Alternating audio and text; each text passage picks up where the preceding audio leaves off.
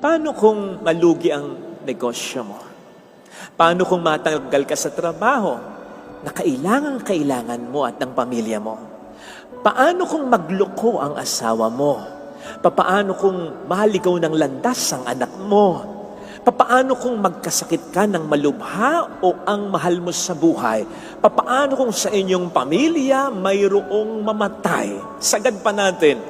Paano kung yung kamatayan karumal-dumal? Kakayanin? Lalampasan natin?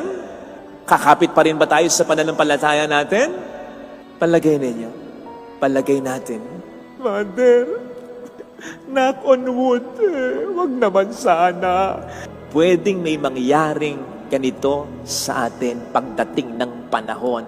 Kung tatanungin tayo ngayon, kahit na tayo sumasampalataya na, baka mag-alangan tayong sumagot kung kakayanin ba natin talaga. Pero wag kang mag-alala, sapagkat kapag dumating na anumang matinding problema, kakayanin mo, maniwala ka. In other words, ngayon hindi nyo kaya. Totoo yun. Pero kapag dumating ang problema at sumasampalataya ka pa rin talaga, magugulat ka na lang, makakaya mo. Sapagkat hindi na ikaw mag-iisa, kasama mo siya. Nung nakaraang linggo, yun naman ang pangako niya. Kasama mo na akong magpapasan nito. Yun ang pahinga.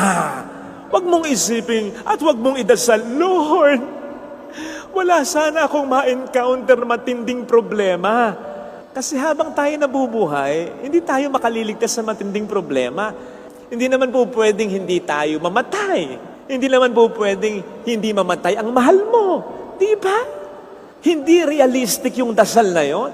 Ang mas realistic na dasal, Lord, kapag dumating anumang malaking problema, iparamdam mo sa akin na nandyan ka. Yun ang mas realistic na dasal sa Kanya. Basta sa tulong ng Panginoon, ha? Huwag natin kakalimutan yan. Kasi madalas, ang pinaniniwalaan nating kasabihan, hindi ako bibigyan ng Panginoon ang problema na hindi ko makakayanan. Tama yan, pero hindi masyadong eksakto, kulang. Bakit? Isipin mo, ang sasabihin mo, hindi iaalaw ng Panginoon ang problema na hindi ko makakayanan. Hanggang saan bang ating kakayanan? May hangganan. Kaya kapag ang kakayanan natin at tayo lang ang ating pinanghawakan, kakabahan at kakabahan tayo. Kasi alam nating tayo ay may hangganan. Ang maganda, ganito ang ating kasabihang pangkapitan. Hindi ako bibigyan at hindi iaalaw ng Diyos na makaranas ako ng problema na hindi niya makakayanan. Doon, mas lalakas ang loob mo. Kasi anumang problema ang dumating sa iyo, alam mo, kalkulado ng Diyos. Sisiw sa Diyos. Parang yung sinabi niya, nung patay na yung bata, hindi patay yan, natutulog lang.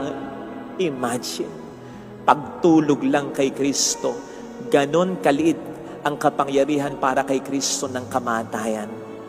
Anong problema ang hindi natin makakayanan kung tayo ay Kanyang tutulungan? Ito sana, mga kapatid, ang biyaya na ating panghawakan. Sabi nga ni St. Paul, if God is with us, who can be against us?